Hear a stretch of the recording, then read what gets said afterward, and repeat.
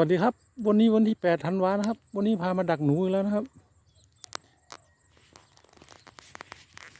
ครับหมายปลาย่าสวยๆครับคณะใหญ่ๆครับ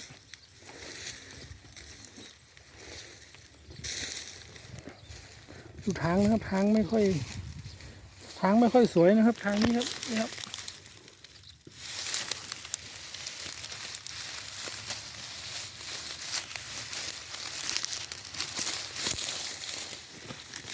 มาครับเตรียมตัวลุยกันเลยครับ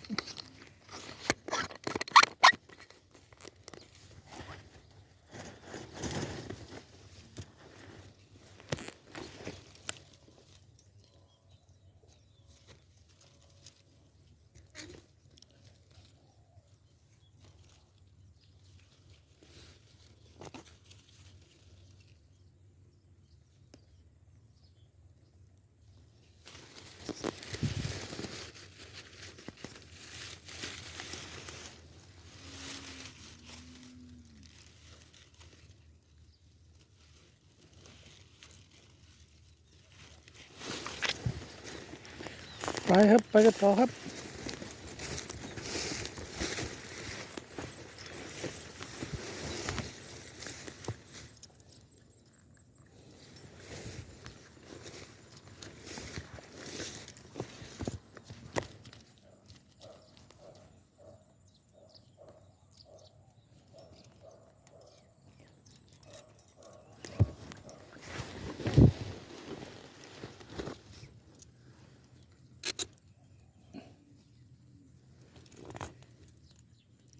อันนี้มีรอยขุดกินปูใหม่อยู่นะครับนี่ครับรอยใหม่อยู่นะครับ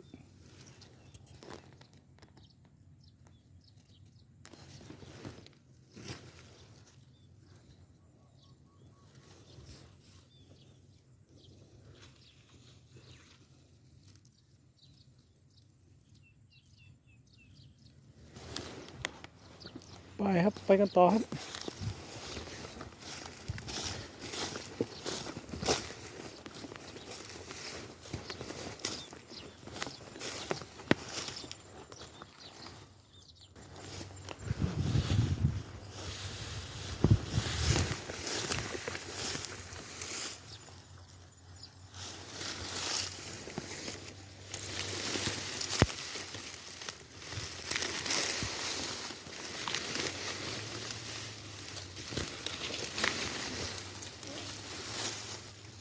มีรอยมากัดหญ้าใหม่อยู่นะครับหญ้ายังเขียวอยู่เลยครับดักเลยครับเห็นแบบนี้ก็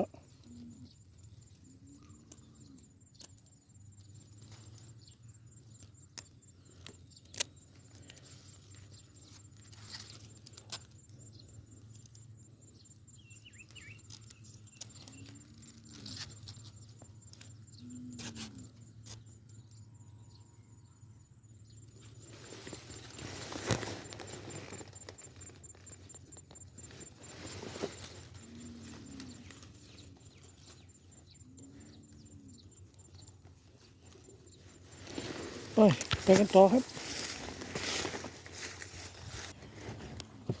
นี่นะครับ ดูรูครับมีรูมีทางอยู่ครับ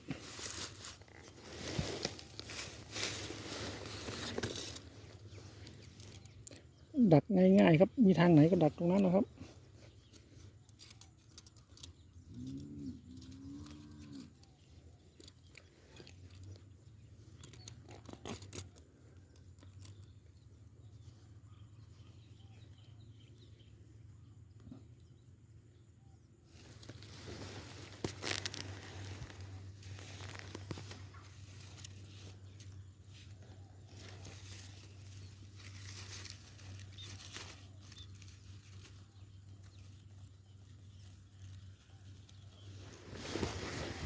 ไปกันต่อครับ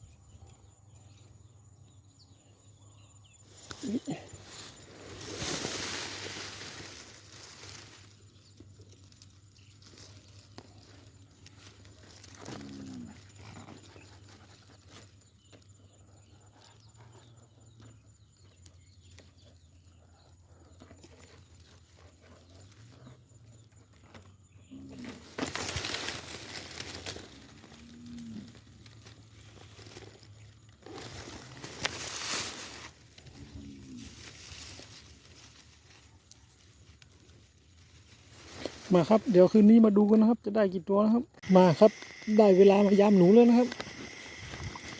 ดูกันก่อนครับนี่ครับดักไว้ตรงไหนเอ้า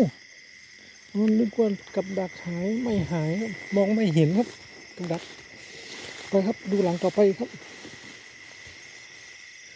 นี่ก็ยังไม่มานะครับไปครับดูหลังต่อไปครับ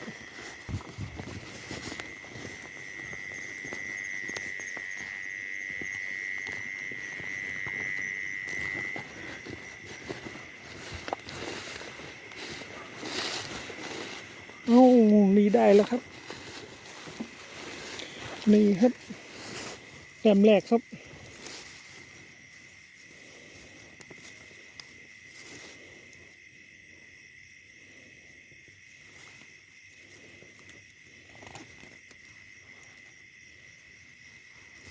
ไปครับไปดูหลังต่อไปครับ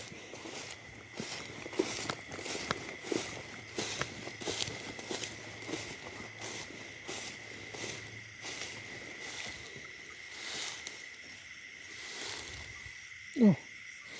กับดักหายอ้าวทำไมกับดักขึ้นมาอยู่แบบนี้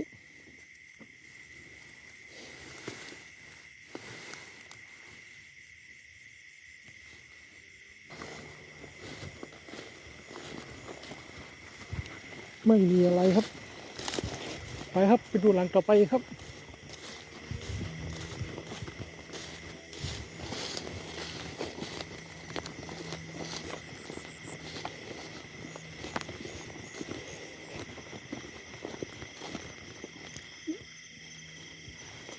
ไม่ออกมาครับยังไม่ออกมาบางตัวก็ออกดึกนะครับบางตัวก็หากินดึกไปครับ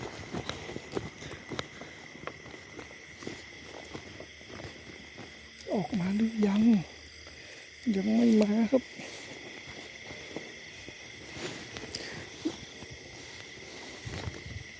นี่ก็ยังไม่มาครับไปกันต่อครับ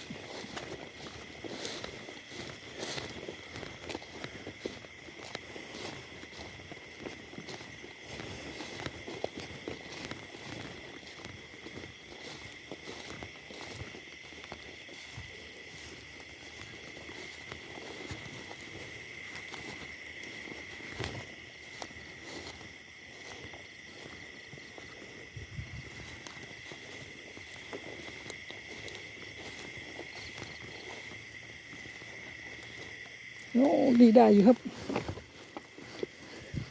ได้ครับไซส์เล็กนะครับรุ่นกระดูกกรอบครับไปครับไปดูหลังต่อไปครับหายครับโอ้อันนี้กระดูกไม่กรอบแล้วครับนี่ครับกระดูกแข็งแล้วครับรุ่นนี้ครับนี่ครับ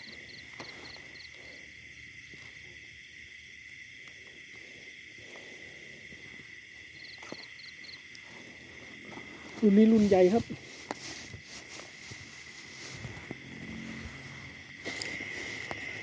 ไปดูหลังต่อไปกันอีกครับ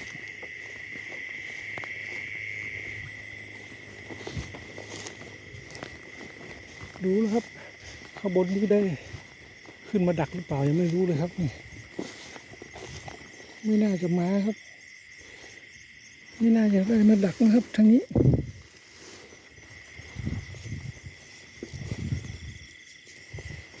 น่าจะใส่โฟมทิ้งไว้แล้วขึ้นมาไม่ถึงครับ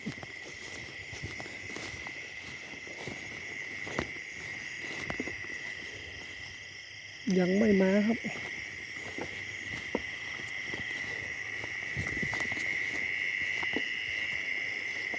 อันนี้ นี่ก็ยังไม่ออกมาครับ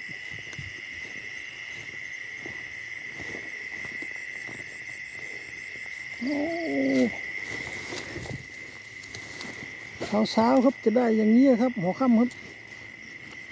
ต้องลุ้นรอบดึกครับว่าจะมีตัวใหญ่ไหม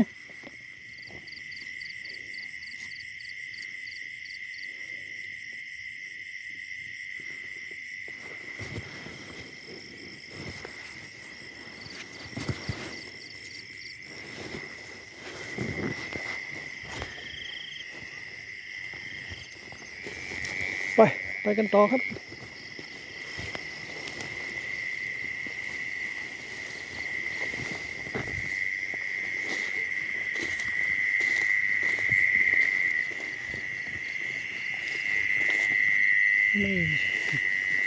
ไม่ออกมา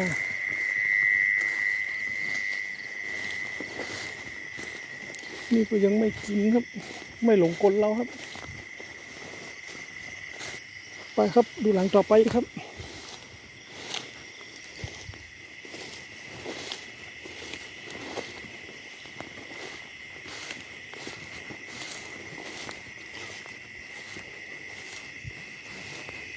ไม่มานะครับไม่ออกมาครับทางนี้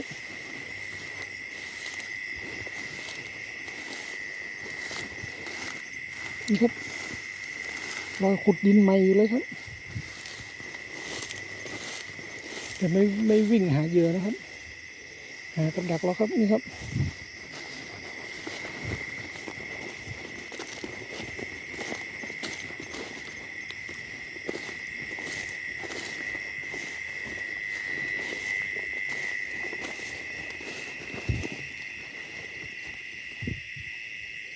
นู่นก็ไม่มีครับไปครับไปกันต่อครับ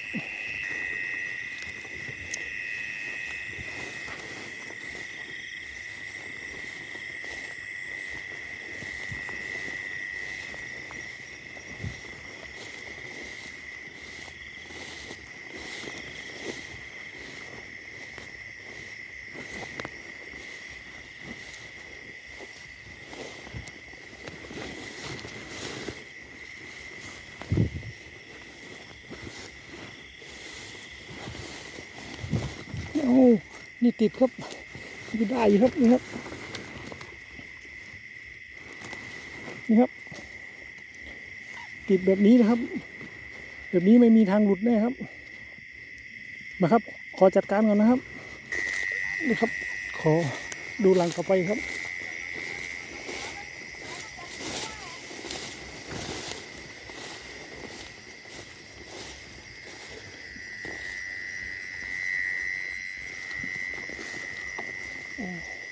ไม่มีนะครับไปครับดูหลังต่อไปครับยังไม่ลั่นนะครับ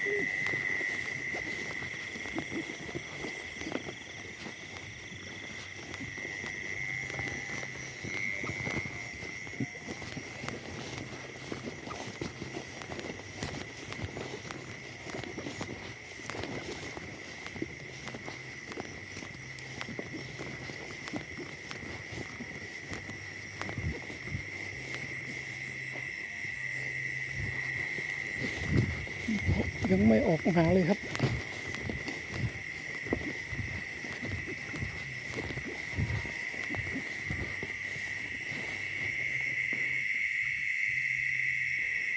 นี่ก็ไม่ออกมา